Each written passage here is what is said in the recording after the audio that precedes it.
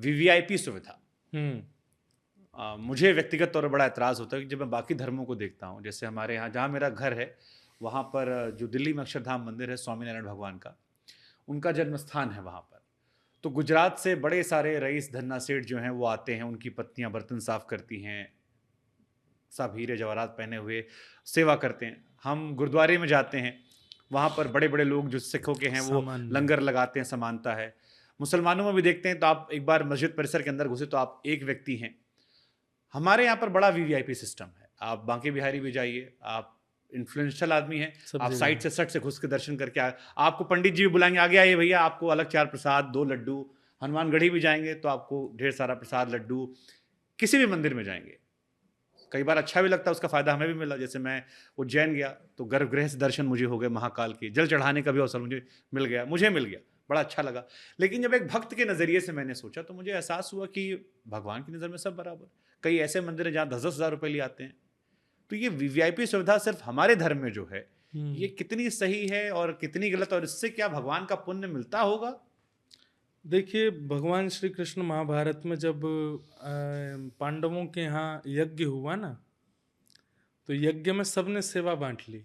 किसी ने भोजन की, किसी ने संतों के आगमन की, किसी ने दक्षिणा वितरण की, किसी ने सबको बैठाने की, सबका ध्यान रखने की। सब लोग बांटते गए सेवा।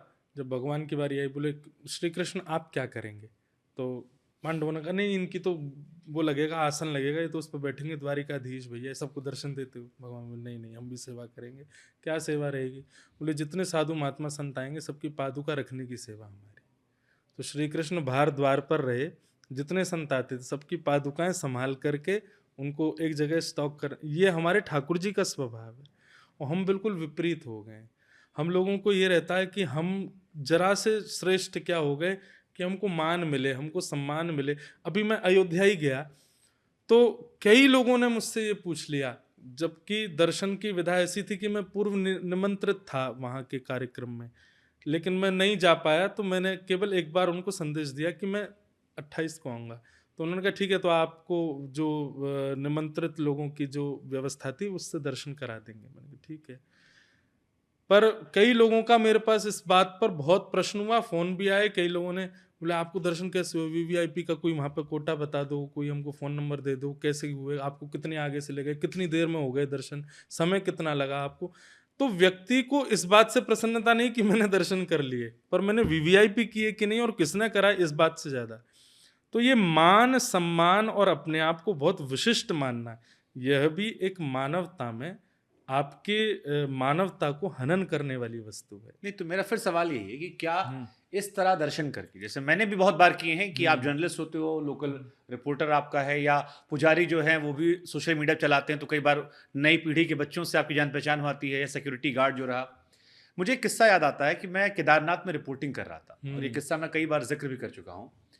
एक और लंबी लंबी कतार थी, माइनस में टेम्परेचर चला गया था, और एक लड़का नंगे पाँव मुझे मंदिर के बाहर खड़ा हुआ, और बिल्कुल ध्यान में एकदम खड़ा हुआ पूजा पाठ करता नजर आता, हाथों में कुछ प्रसाद उसाद ले रखा होगा। तो मैंने उससे के पास जाकर पूछा, मैंने कहा इतनी ठंड है, मैंने ग्लव्स पहन रखा है और सब अलग अलग चीज़ें मंगाई थी ठंड से बचने के लिए, और तुम नंगे पैर खड़े हो, चप्पल कहाँ पर है? तो उसने कहा चप्पल हमने नीचे ही उतारी थी। मैंने कहा नीचे कहाँ पर? बोला जहाँ होटल था हमारा। तो मैंने कहा किससे आए हो? उसने बोला पैदल। तो मैंने कहा नंगे पैर पैदल आए हो? तो उसने कहा हाँ। तो मैं बड़ा हैरान, क्योंकि हम ठंड के ठिठुर रहे थे। तो उसने मुझसे एक बात कही जो मैं भूल नहीं पाया। उसने कहा कि अगर मुझे केवल भगवान शिव के दर्शन करने होते तो मैं घर पे कर लेता, मेरे घर के बगल में छोटे छोटे मंदिर हैं जहाँ पर जाता, शिवलिंग। मुझे केदारनाथ के दर्शन करने थे, भगवान यहाँ तपस्या करने आए थे, और तपस्या के स्थान पर दर्शन, तो एक तपस्या के थ्रू में जाऊंगा। और मुझे बड़ी हैरानी भी हुई कि 22-24 साल का वो लड़का, उसकी सोच ने मेरे को थोड़ी देर सोचने पर विवश कर दिया। बिल्कुल सही, ये भावना वास्तविक दर्शन। मैं ऐसे लोगों, ऐसे में क्या कहता हूं, एक होता है कि लाखों लोग केदारनाथ जी को देखने गए, पर लाखों में केदारनाथ जी ने किसको देखा, दोनों में अंतर है। लाखों लोगों ने केदारनाथ जी को देखा, ये सामान्य बात है, पर लाखों में उनकी दृष्टि किस पर पड़ी, ये विशेष है। तो निश्चित है वीवीआईपी वीआईपी, आप चाहे कितने भी बड़े हो, आप कितनी भी जल्दी में हो, आप कितने भी पॉपुलर हो, मैं भी कई बार वीवीआईपी दर्शन कर लेता हूँ, पर उस समय मन में एक भाव आता है कि हमने देखा, इन्होंने नहीं देखा होगा हमको, क्योंकि ये तो वो हैं जो अपने यहाँ राजाओं की कतार को छोड़ करके सुदामा खड़ा था, उसके लिए दौड़ करके भागते हैं, सही बात है। उसको अपने हृदय से लगाते हैं। तो ठाकुर जी को देखना है तो आप वीवीआईपी जाओ, चाहते हो ठाकुर जी देखें तो सामान्य बन के जाओ। मुझे लगता है बहुत बड़ी बात, और ये हमारे तमाम दर्शक जो देख रहे होंगे उन्हें भी इतना ही करना होगा कि आप प्रभु को देखना चाह रहे हैं या आप चाहते हैं कि प्रभु आपको देखें, और प्रभु आपको देखें तो उसलिए आपको उस तरफ जाना पड़ेगा। जी।